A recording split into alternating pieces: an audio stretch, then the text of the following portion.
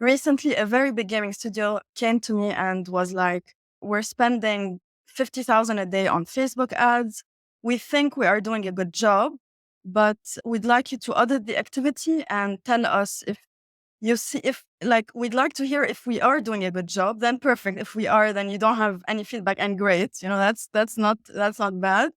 Or if you see any opportunities, any things that we could be doing differently, then we'd like to hear that as well.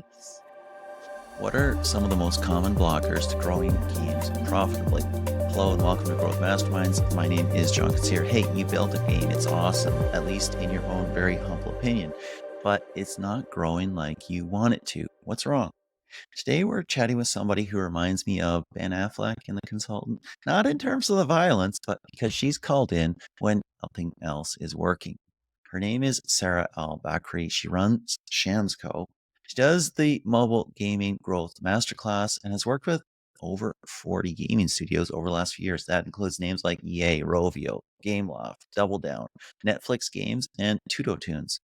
She's seen a few things and fixed a few things. So we're going to chat about all that stuff. Welcome, Sara. How are you doing? Hey, John, thank you very much for having me. I'm good. How are you? All good?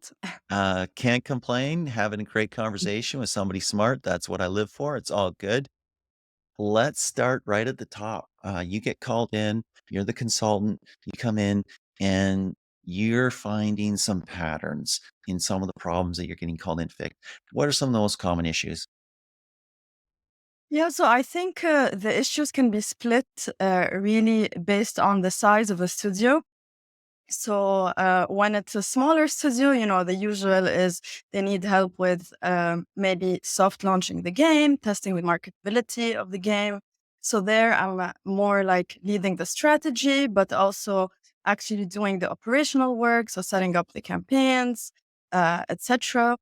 And then it could be even like setting up the UA team. So starting to train UA managers, and then slowly, let's say, transition from me managing the operational work to them after we've set up, like, let's say, the main channels, all of the data, analytics, etc., all of the tools like the MMPs, etc. So this is usually, where the biggest challenges are for the smaller studios. And Let's pause yeah. there for a moment. Let's pause there for a moment before we go to the bigger Mm. studios, because that's really cool. It's interesting. You're like a gunslinger, gun for hire. Come on in. They've just created a game. There's a new studio, probably an indie or something like that, maybe taking on some investment. Now they got to figure out how to market this thing. That's interesting, right? Because you get to set stuff up from the base level, essentially. They've probably done a few things. They probably had to run a few campaigns on Facebook or something like that, right? That's kind of cool because, like, just me thinking, if I'm a studio and I've never done this before, I don't know what the heck to do. I don't know how to set it up. There's a whole stack here, right? There's measurement, Exactly. there's analytics, there's all this stuff I need to set up in order to do this well and do it profitably. So you've done that dozens of times. It makes sense for somebody to come in like you to set that up. Yeah, exactly. And it could be even overwhelming, like you don't know what UA is. You're more, let's say, the C level is more like has a product background or engineering background. Definitely not. Very few studios are started by people who are in growth. So most new studios basically don't have this growth background, right? So it could be really overwhelming. So yeah, I help with that, like from A to Z, help with the testing, setting everything up, etc. So yeah, I've done that, like you said, several times over the So last year. So you're helping some of the smaller studios do that sort of thing, but you also work with, I mean, I mentioned some of the biggest names literally in the ecosystem, in the Mm. industry. So you're working with them. They've got it all set up. They've got a million things running. They've got data scientists. They've got growth specialists. They've got user acquisition specialists. They've got they might have a team of hundreds. What do they Yeah. want you to do? So that's a very good question. So a lot of times I'm called in just because, let's say, they're understaffed. They need, it's difficult nowadays to find good UA managers. So I'm an extra pair of hands, for example. One reason could be that, where they're like, our team is really understaffed, so we want you to manage for this game, this channel, let's say, or these two channels, or etc. So that's one reason. Another reason could be like, for example, they reach out and they're like, we know we're already doing, a good job. We have a skilled team, but we'd like an outsider's view, kind of like an audit, in terms of like to see, are we doing a good job? Maybe, I really like working with studios that are open for feedback, because I think this is the way to kind of like stay on top of the game. So I get called in to do an audit, let's say, of a game or a channel specific. It depends really on what they're looking for. But let's say, for example, recently a very big gaming studio came to me and was like, we're spending 50,000 a day on Facebook ads. We think we are doing a good job, but just we'd like you to do to audit the activity and tell us if you see, if like, we'd like to hear if we are doing a good job. Then perfect. If we are, then you don't have any feedback, and great. That's not bad. Or if you see any opportunities, anything that we could be doing differently, then we'd like to hear that as well. So then You I know found what's a few amazing things. about that? Yeah, You know yeah, what's yeah, amazing about that? Let's go into what you found later, but what's amazing about that? I brought up The Consultant, with Ben Affleck. You haven't watched it. Now you have to watch it. He gets brought yeah. in to do audit, and he's not just an accountant, so it's kind of I cool. really, And then he yeah, finds problems or not. But that requires a level of emotional maturity on the part of people in big studio, right? Because we don't see exactly. what we don't see because we have the glasses we're wearing. We see the world as we think is it as it is, but we have blind spots. So it makes sense to bring in somebody like you. Okay, go back on your story. What did you find? Yeah, so things that I found were more like, split into two, I would say, like strategic, like, some things that they could be doing differently in terms of targeting, in terms of testing different kinds of campaigns that are running at the same time, but also, something very simple that not, a lot of UA managers do is, for example, how you group the different countries together. I could say, instead of running Germany alone in a campaign, France alone, grouping them could potentially lead to better performance. So small things like that, without sharing too much. But yeah, so like just tactical small things that you think don't make such a big difference, but they actually do. I mean, I've seen in my experience as well. Well, especially when somebody's spending $50,000 a day, it doesn't take Exactly. that much of a change to make it worthwhile to bring somebody in to say, hey, yeah, you're doing the right thing. Or, hey, here, tweak this and you can get another 3% or 5% or Exactly. something. Even this small percentage, even if it's 1 or 2% at such a big scale, it could be a big uplift in revenue ultimately. Yeah. And then I think going back to what you said about emotional maturity, I've had like the two sides of the spectrum. On the one hand, I've had companies that are very like, come in, help us. We think we could use your feedback. And on the other hand, you have the the studios that you have a conversation with them and they're like, oh, we're doing everything great. We're amazing.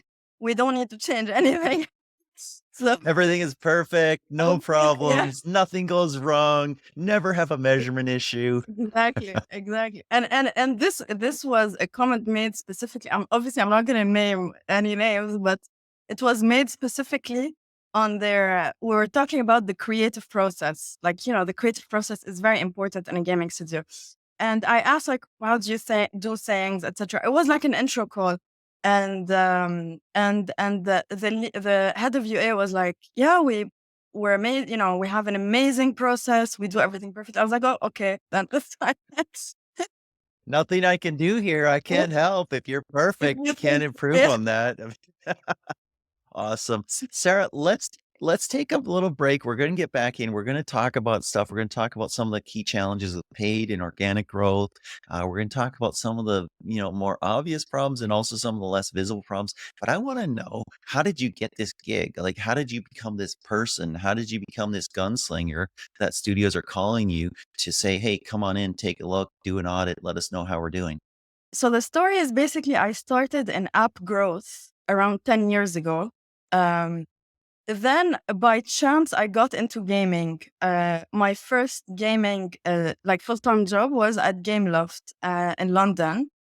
And then when I saw that, you know, I was good at what I did and that I really liked it, then I decided to, start my own consultancy, leave and just, you know, do it as a freelancer. It's really like the way it started is actually I had met someone, a studio lead at an event while I was at Gameloft. And from the conversation we were having, they were like, "Oh, you need to come and train our UA managers." I was like, "Yeah, but I cannot. Like, I'm employed at Gameloft, you know."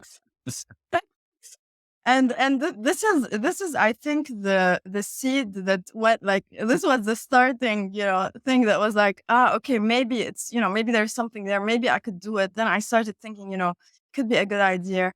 Hmm. Hmm. I contacted them and he was actually my first client. I went over and I did a week long workshop about UA to the at the gaming studio. And that's how I started. And then it's really word of mouth. Once you have happy clients, they just refer you, and that's how it's been going. Really, Happy clients are a good thing. That's wonderful. It's always interesting to hear how people have gotten into what they do. So that's super cool. Okay, so we've talked a little bit about some of the smaller studios, what you've done, bigger studios, what you do, come in, do an audit, all that stuff. Sometimes there's massive, obvious, huge problems. What are some of the ones that you've come across? massive, huge problems. I would say I think they are split in the ones that are visible, like the ones that studios they realize that they have this problem, and there are the problems where they don't realize they have the problems. So obviously, the problems that are more obvious are like, let's say, I don't know, performance was great and it dropped. We want you to come in and analyze, see what happened. Um, we need to train. We only have junior user acquisition managers. We need you to train them. That's another, obvious reason why they would quite straightforward.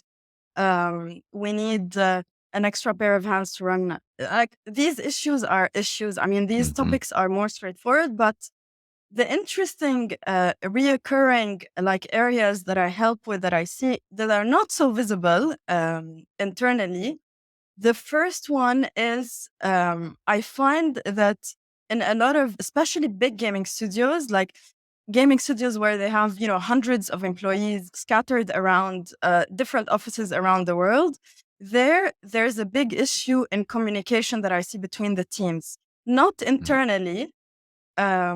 But because if you're in the UA team, most probably you're gonna have constant communication because you're part of the same team. But a big area that I help, basically build bridges between the UA team and the different teams. It could be the product team, it could be the creative team, it could be like functions internally, like the data team, the live ops team when it's a big game with a big live ops activity. And if these are really the underrated issues that a lot of times like head of growth don't understand that, like don't clearly see the benefit of having very good communication, or they don't push for it, or I don't know what the reasons are exactly, but you immediately see that when teams start to work together, especially I'm talking about the growth team with the different teams, then there is an improvement in efficiencies within the growth activity. Um, so that's What a are what big, are yeah, that's a big topic that I discover when I start working, especially with big studios. Um, so yeah. what are some of the symptoms that there's disconnects between those teams? Is it that the creative doesn't fit the game? Is it that UA acquires users who don't retain? What are some of the obvious or less obvious symptoms that there is a lack of communication across Yeah. teams? That's a great topic, actually. The first symptom, which is one that I've dealt with being internally at a gaming studio, is kind of like internal politics, whereby if you don't communicate, then they won't see like the growth team as, let's say, they don't understand. If they don't understand what we do and how we do it, Mm, then they mm, won't be on board to help. Every person needs to mhm, be, every single person working at a gaming company needs to have the will to help and see why, mhm, like, communicating better would, let's say, improve performance. So I mhm, think also, like, it's like internal politics. You need to work on that. And then two, obviously, let's say if it's a creative team, then for me, when I coach and I help clients and gaming studios build their creative processes, one of the most important part of that is have like people from the different teams collaborate together. For example, you have the UA manager, you have someone from product that knows the product best, and then you have someone from creative. So basically, brainstorming all together makes the creative better, like more efficient, because you have someone that knows what the UA creative needs, how it needs to be. Let's say the first 3 seconds are very important. Then you have mhm, someone that knows what are the elements of the game from the product side that we need to be marketing, showing.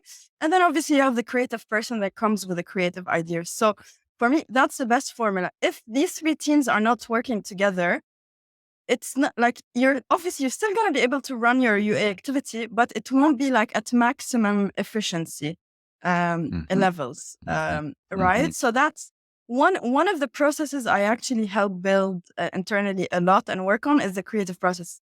You'd be surprised like how many big gaming studios don't have an efficient UA creative process. Why?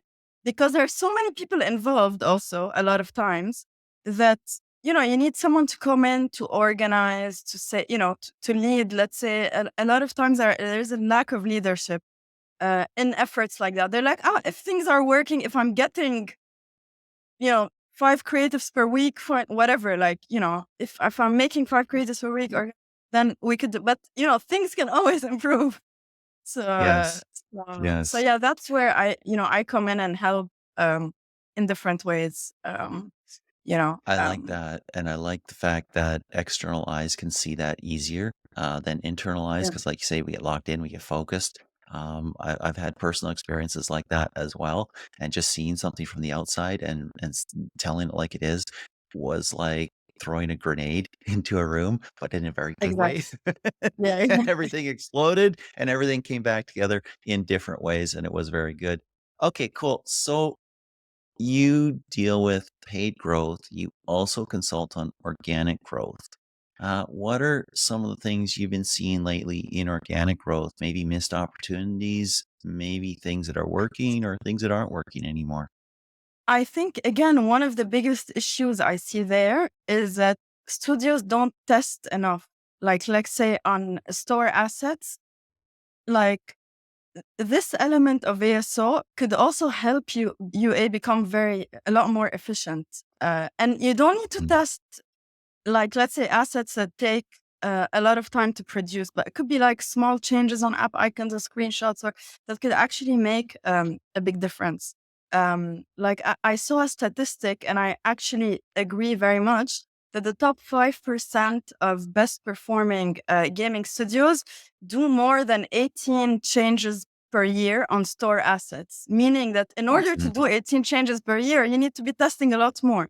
And the bottom mm, 5% do only one change per year. So that means you understand the volume, but then this brings different challenges. Like you need to have a set process, a testing process, brainstorming, testing, feeding back the performance to the creative team.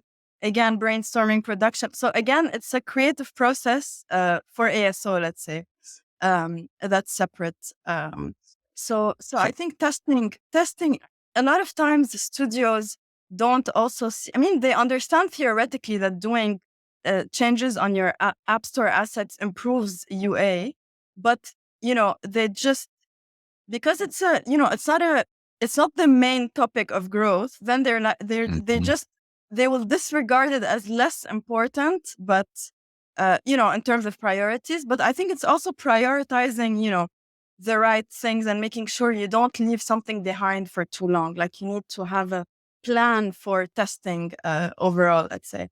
Um, Absolutely, and there's so many reasons to do that. I saw some data recently as well on people who do seasonal uh, app yeah, icons. So it's their app icon, but it's seasonal. Maybe mm, there's a little snow cap on it. Maybe it has a little yeah, holiday thing on it, or there's a little leprechaun or something, or it's green for a day because, or a week exactly. because it's St. Patrick's Day or something like that, right? And they had a nice little bump, a really nice little bump.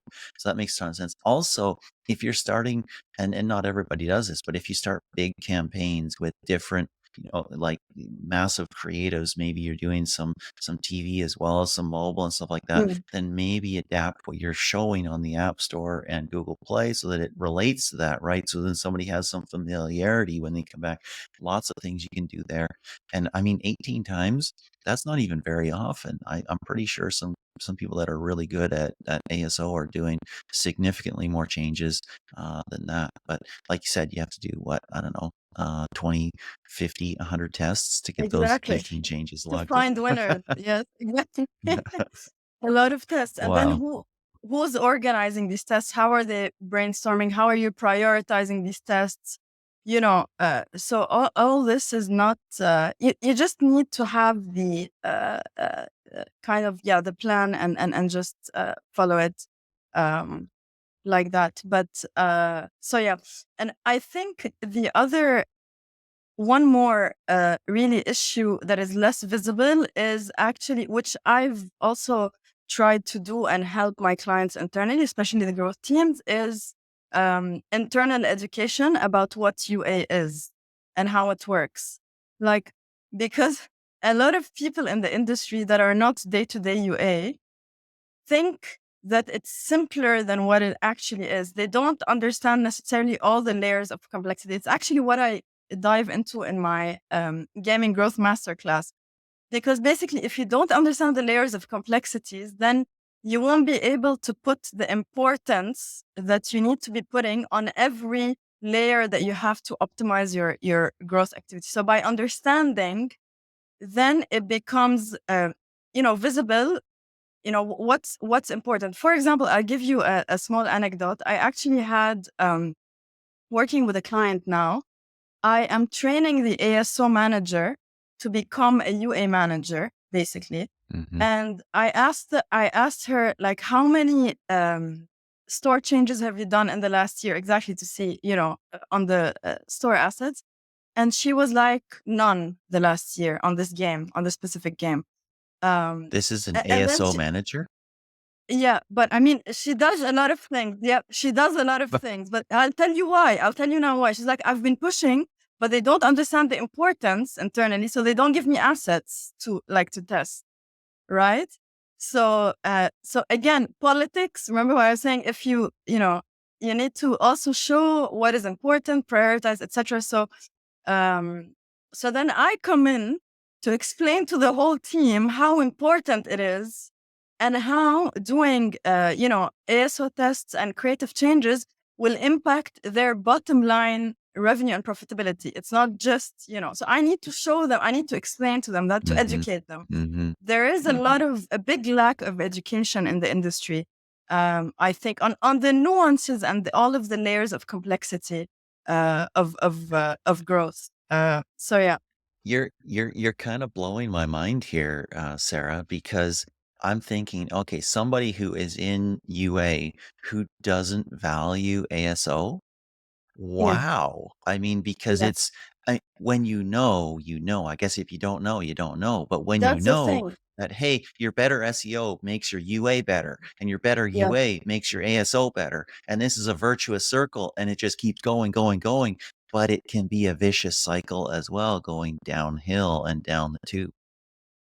But it's one thing to know. You see this ASO, this UA manager. She knew the importance of it, but she couldn't do anything because internally they couldn't they weren't understanding that it is important. So I told her that part of your job, and this is why I'm training her basically. I told her part of your Hmm. job is to also educate internally and show them why it is important. If you convince them and build bridges with them, then they're gonna want to help you because they are gonna want to help the whole company, right? So Hmm. so if you just Hmm. tell them I want 10 app icons and 5 screenshots without explaining to them how, they won't prioritize them, right? So this is the point. Like, a lot of education needs to happen. Even at big gaming studios, sometimes a live ops manager doesn't understand what UA does, or anyone in the product team. They don't. So again, it's educating even at big studios. So it's very important for a UA manager to educate internally the It's different teams. amazing. It's amazing. And something that makes me very happy actually is that there's a big role for generalists. There's a big Yeah, role for people who understand UA, maybe not mm, to the nth degree, to the extent that a full on dedicated 100% UA person understands it, but understands it pretty well. And somebody who understands ASO pretty well, and maybe something about gaming and the product and play and definitely. the Yeah, economy agree. and everything, and can understand that and put those things together. I mean, if we just have all these silos everywhere, it's going to be a disaster, right? This is, again, remember when I said different teams don't talk? It's like it is a bit, especially with big studios with different offices around the world. A lot of things happen in silo, and you could be a lot more efficient if teams spoke to each other, especially the growth team with the different teams. I'm talking from my perspective, but yeah. Yeah, I totally get it, and it makes sense Right. because how do you build big gaming studios? You acquire other gaming studios. So what do? You acquire this company, and that's a small team, and they do what they do. You acquire that company, and that small team, and they're over there, and they do what they do, and another team over there, and another team over there, and they all have their own internal thing and their own connection and social network and everything like that. So putting that all together is really, really challenging. Very cool, Sarah. This has been a great half hour. Loved having this chat. Is there anything else we should know before we close it? I think no. I think we covered the important points, and yeah, UA has a lot of layers of complexities, and I think the more people in the gaming industry understand what UA does, the better it'll be for the bottom line profitability of a gaming studio. I think so. So yeah, we should educate as UA people. I think that's a message to all of my UA peers. Love it. Love it. Love it. Excellent. Thank you so much for this time, Sarah. Thank you, John. It was a great chat.